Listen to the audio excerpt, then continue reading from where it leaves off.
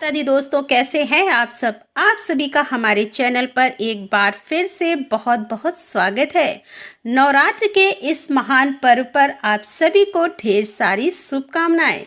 माँ जगदम्बा से मेरी प्रार्थना है, नवरात्र के इन विशेष दिनों में माँ आप सभी भक्तों पर अपनी कृपा बरसाए, आप सभी के बिगड़े काम बने और निरोगी रखे और आपको अभय दान दे और शेरा वाली आप सभी की मनोकामना पूर्ण करे।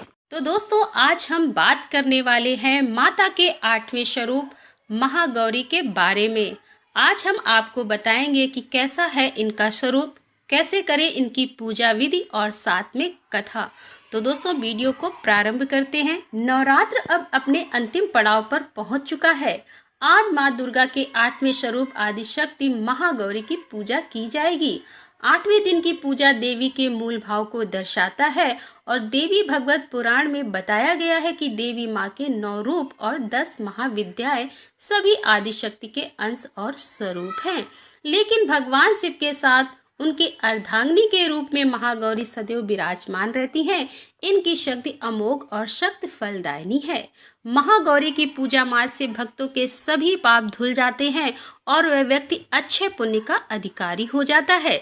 ज्यादातर घरों में नवरात्र की अष्टमी तिथि के दिन कन्या पूजन किया जाता है और वहीं कुछ लोग नौमी तिथि के दिन कन्या पूजन करते हैं। तो आइए जानते हैं कैसा है माँ का स्वरूप। दोस्तों, देवी भागवत पुराण के अनुसार महागौरी का वर्ण रूप से गौर अर्थात सफेद है और इनके वस्त्र का आभूषण भी सफेद रंग के ही हैं। माँ का वाहन वृषभ अर्थात बैल है, जो भगवान शिव का भी वाहन है। माँ का दाहिना हाथ अभय मुद्रा में है और नीचे वाले हाथ में दुर्गा शक्ति का प्रतीक त्रिशूल है। महागौरी के ऊपर वाले हाथ में शिव का प्रतीक डमरू है। डमरू धारण करने की वजह से इनको शिवा के नाम से भी जाना जाता है।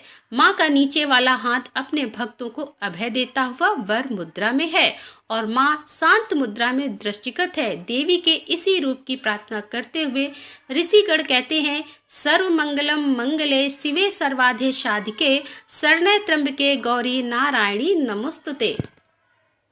धन वैभव की अष्टदात्री देवी महागौरी अपने भक्तों के लिए अन्नपूर्णा स्वरूप है।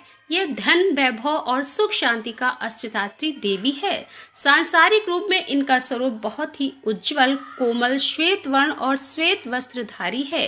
देवी महागौरी की गायन संगीत प्रिय है और यह सफेद वृषभ यानी बैल पर सवार है। इन दिन कन्या पूजन का भी विधान है। कुछ लोग नौमी के दिन भी कन्या पूजन करते हैं, लेकिन अष्टमी के दिन कन्या पूजन करना श्रेष्ठ रहता है। कन्याओं की संख्या 9 हो तो अति उत्तम है, नहीं तो 2 कन्याओं के साथ भी पूजा की जा सकती है।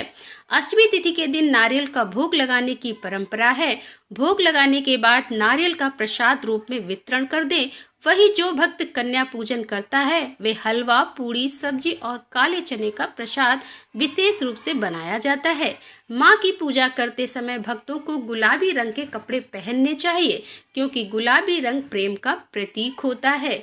तो आइए जानते हैं महागौरी की पूजा की विधि। अष्टमी तिथि पर महागौरी की पूजा का विधान भी बाकी दिनों की तरह ही होता है।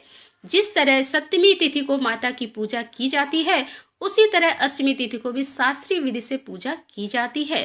इस दिन माता के कल्याणकारी मंत्र ओम देवी महागौरी नमः का जप करना चाहिए और माँ को लाल चुनरी चढ़ानी चाहिए।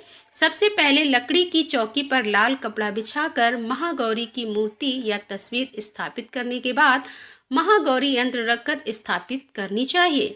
माँ की कांति भक्तों को सौंदर्य प्रदान करने वाली मानी जाती है। हाथ में सफेद फूल लेकर माँ का ध्यान करें और फूल अर्पित करें और विधिवत पूजा करें। माँ गौरी की रात की रानी के फूल बहुत ही पसंद हैं। अब हम सुनेंगे महागौरी की व्रत कथा। दोस्तों, शिव पुराण के अनुसार महागौरी को 8 साल की उम्र में ही अपने पूर्व जन्म की घटनाओं का आभास होने लगा था। उन्होंने इसी उम्र से ही भगवान शिव को अपना पति मान लिया था और शिव को पति के रूप में पाने के लिए तपस्या भी शुरू कर दी थी। इसीलिए अष्टमी तिथि को महागौरी के पूजन का विधान है। इस दिन दुर्गा सप्तशती के मध्यम चरित का पाठ करना विशेष फलदायी होता है। जो लोग 9 दिन का व्रत नहीं रख पाते, वे पहले और 8वें दिन का व्रत कर पूरे 9 दिन का फल प्राप्त करते हैं। देवी भागवत पुराण के अनुसार देवी पार्वती अपनी तपस्या के दौरान केवल कंदमूल, फल और पत्तों का आहार करती थी। बाद में माता केवल वायु पीकर ही तप करना आरंभ कर दिया था। तपस्या से माता पार्वती को महान गौरव प्राप्त हुआ और इससे उनका नाम महागौरी पड़ा। माता की तपस्या से प्रसन्न होकर भगवान शिव ने उनको गंगा में स्नान करने के लिए कहा। जिस समय माता पार्वती गंगा में स्नान करने गई, तब देवी का एक स्वरूप श्याम वर्ण के साथ प्रकट हुई, जो कौशिकी कहलाई, और एक स्वरूप उज्जवल चंद्र के समान प्रकट हुआ, जो महागौरी कहलाई। माँ गौरी अपने हर भक्त का कल्याण करती है और उनको सभी समस्याओं से मुक्ति दिलाती है। तो ऐसी परम शक्तिशाली एवं करुणामयी, भक्त वत्सल और माँ गौरी को, ऐसे मनमोहक स्वरूप को हम सभी भक्तों का सत सत बार प्रणाम है।